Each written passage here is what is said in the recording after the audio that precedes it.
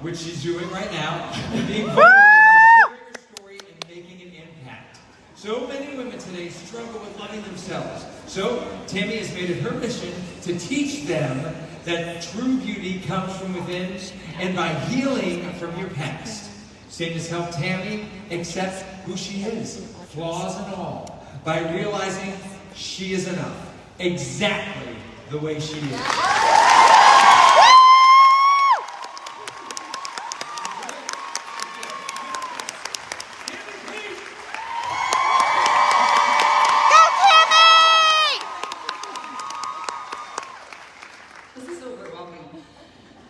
So my name is Tammy Peets, and I'm from Ontario, Canada.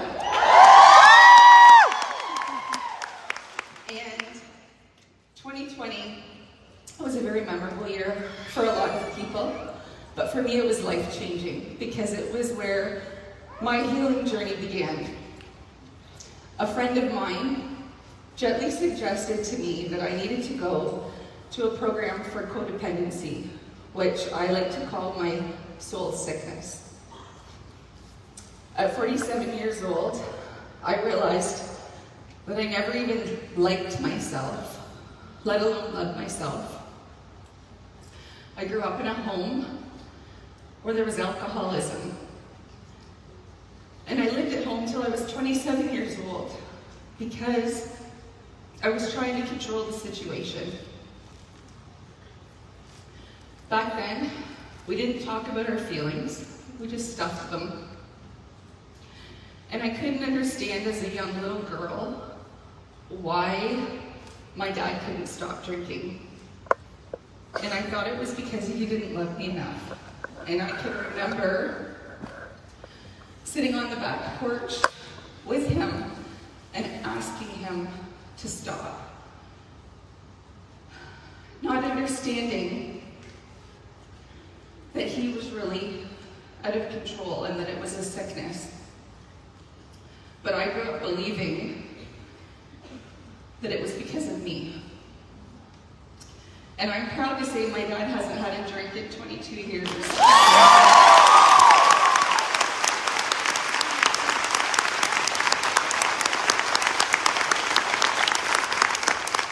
But it didn't change those toxic thoughts I had about myself. And I made a lot of poor choices as a teenager and in my 20s and 30s.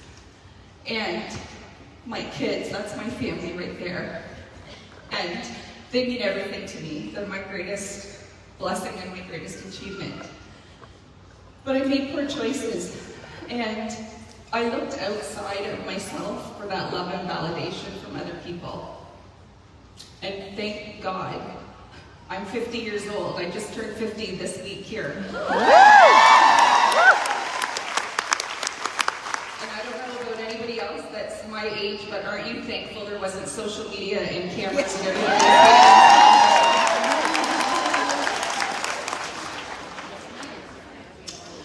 So fast forward to August of 2020, and I made the decision. I had breast implants and I had them removed.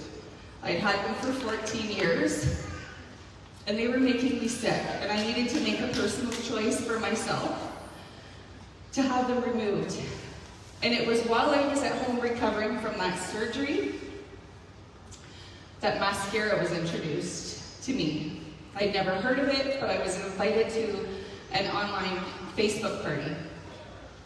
And I quickly fell in love, decided to host my own class, and sign up as an artist in October of 2020. And I can remember, not long after I signed up, being at home in my bedroom and watching Kara on Facebook announce that she was changing the name to Saint, and the reason behind that name, and talking about the beauty in churches and about what saints do on this earth. And I was sitting in my bed crying because I knew that that was my sign that this is where I belonged. This was the company that I belonged in.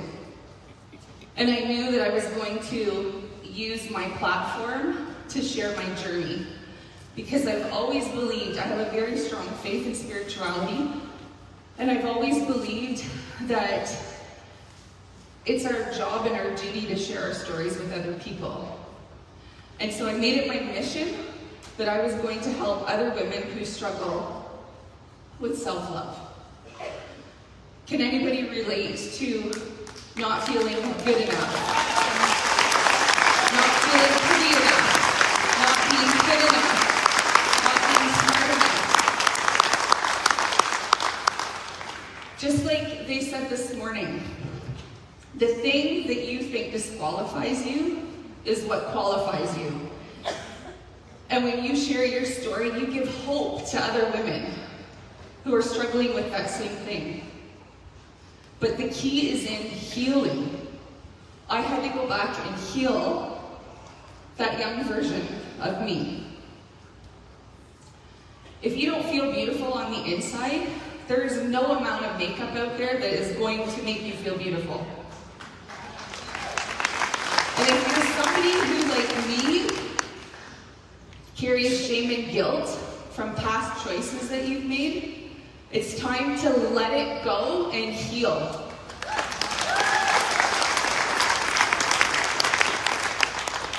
The only time you should look back is to learn the lesson and to see how far you've come. Everything that happens for you in this life is to help you reach your fullest potential. We all have struggles. Every single one of us sitting in this room struggles. None of us are without them. But our struggles are what creates us. I am who I am today because of everything I've been through. I know I've come a long way since 2020, but I also know that I have a long way to go. Our journey of growth never ends.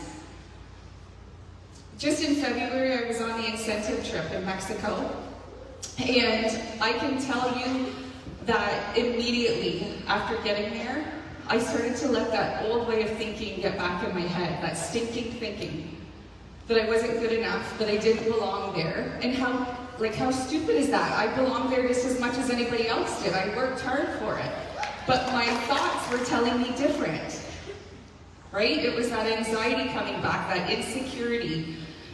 And I'm not even kidding you, I would be in an elevator with someone that I looked up to on Instagram that I followed and admired, and I would put my eyes down because I didn't want to make eye contact, and I was afraid that they would say, do you work for Saint?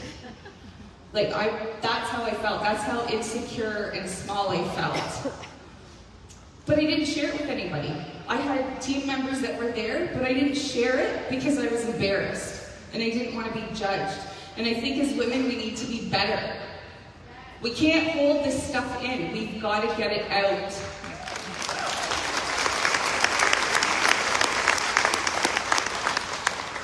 There's a saying that you're only as sick as your secrets.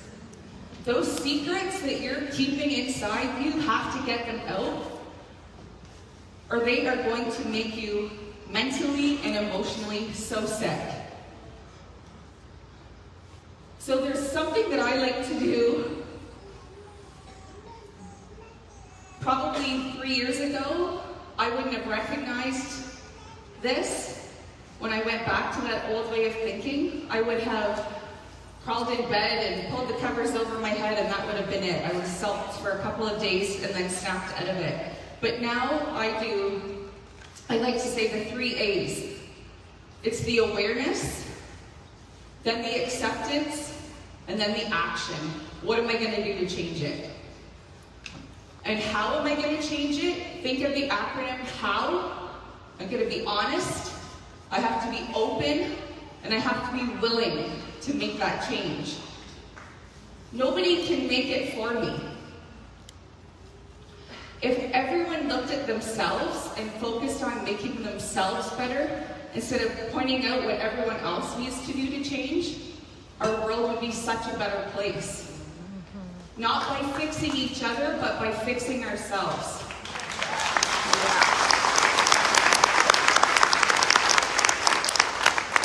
You have to look within. Your past, your then and there, doesn't have to be your here and now.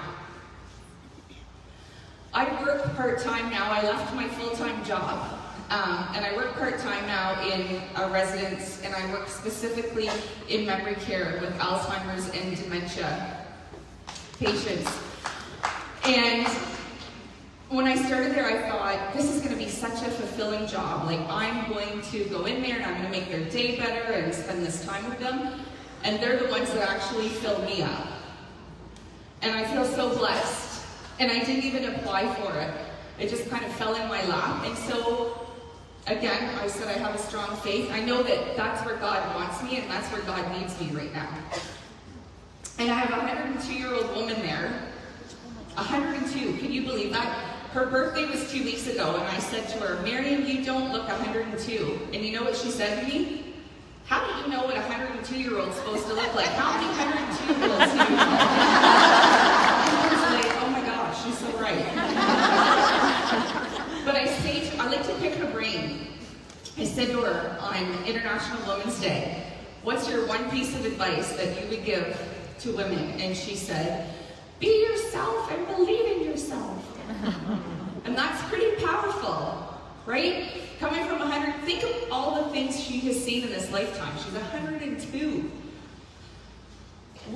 Every single one of us in this room, have a unique opportunity to reach women, to inspire, to support, to encourage, and to pour belief into them. And by sharing your personal story, you're giving them permission to share theirs. I get messages from women, and we all get them, that they love the makeup, they feel so beautiful, but for me it's those personal messages that I get that say, what you shared today at your group made me feel not so alone. Those are the messages that set my soul on fire. Saint is the icing on the cake. But if you want to live a life that's fulfilled, it's not what you take, it's what you give out. You all have a story, and you're all the answer to someone else's prayers. Every single person in here has unique gifts and talents. And everything you need to be successful in this life is inside of you.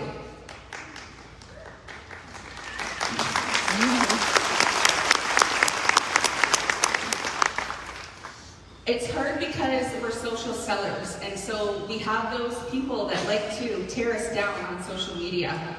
But don't allow the follows, the likes, and the algorithm determine your worth. So it's been a very emotional day, and it's been a long day. And so I want everybody just to stand up. If you can, stand up. And I want you to repeat after me, and I want you to shout it so loud that they can hear us all the way down at the front desk.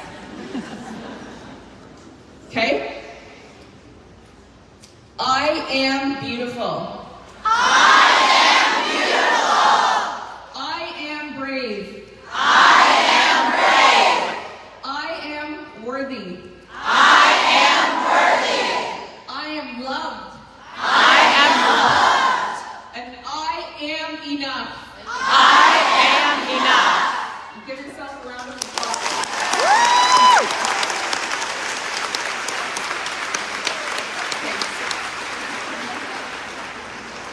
We can make an impact. We can set the example for all of the women in our lives. Find that spark within you and what sets you on fire, and go out and brighten the world around you. You're meant to shine.